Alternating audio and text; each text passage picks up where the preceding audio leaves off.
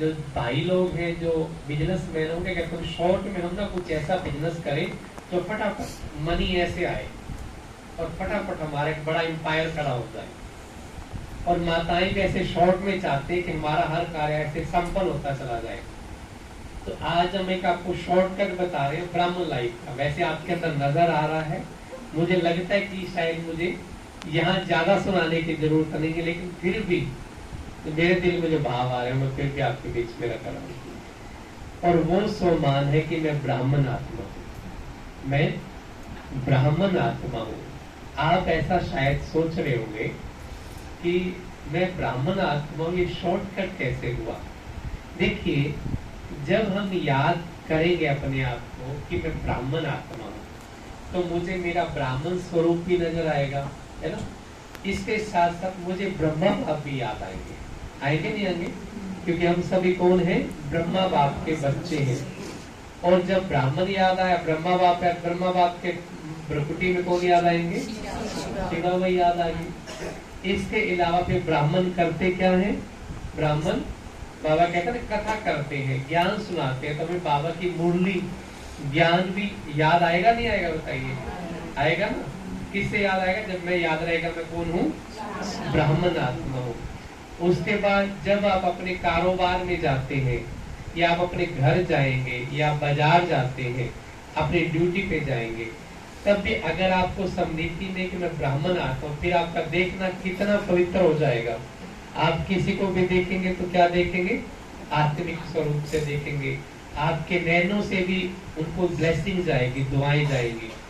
और इसके साथ साथ आप मुख से, बाबा कहते हैं कि आपका मुख कमल बोलेगा, मुख नहीं बोलेगा, मुख कमल। तभी देवताओं कहते हैं मुख कमल, हस्त कमल, नैन कमल। तो हमारे ऑटोमेटिक कमल में कन्वर्ट होता जाएगा, है ना।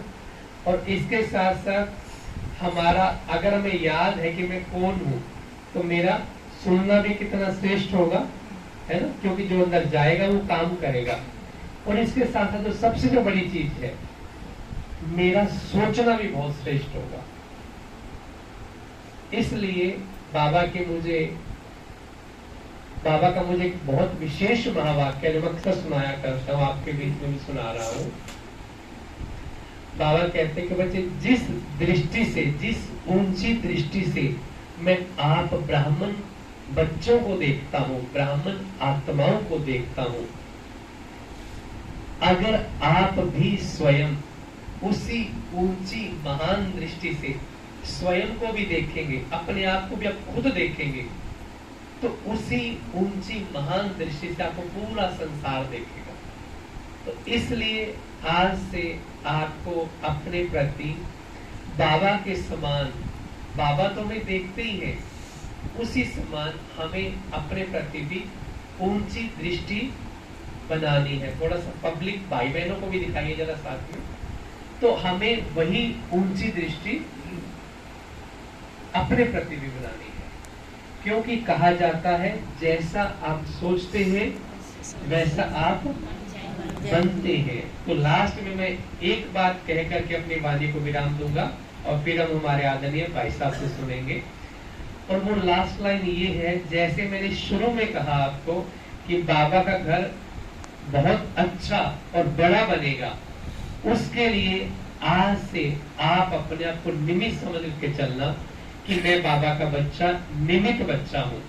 मुझे बाबा के घर में बहुत अच्छे से सहयोग करना है। और बाबा के महावाक्य के प्रति, जो बच्चा इस संगम युग पर बाबा के यज्ञ में अगर एक ईंट भी लगाएगा तो उसका पूरा महल बड़ा बनना, महल मिलना निश्चित है।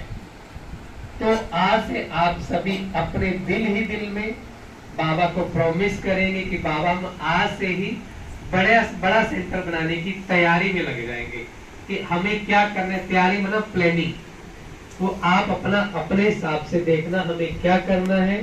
मैं आपको कोई कंपल्शन नहीं कर रहा, लेकिन एक सिंपल आपको बोल रहा हूँ, क्योंकि आप सबके वाइब्रेशन बहुत श्रेष्ठ हैं, बहुत महान है, और ये महान कार्य भी हमें करना है। अगर हम ये अभी इसी एक जन्म के लिए थोड़ा सा करेंगे, है ना, थोड़ा सा एक जन्म के लिए, बाबा कहते हैं आपको 21 जन्म के लिए नहीं, पूरे 84 जन्म के लिए अभी का किया हुआ आपको मिलेगा, अनेकों जन्म तक आपको मिलेगा। तो क्यों ना हम इस बाबा के यज्ञ के लिए, बाबा के घर के लिए बढ़ चढ़ करके सहयोगी भी बनना है और अपना सौभाग्य भी बनाना है। फिर से आप सभी को भी हमारे साथ साथ बहुत आप सभी को भी बहुत बहुत मुबारक है और बहुत ही आप सबका शुक्रिया। आपने बहुत ही अलग ढंग से हमारा वेलकम किया। ये सही बताऊं तो मैंने तो कभी सुना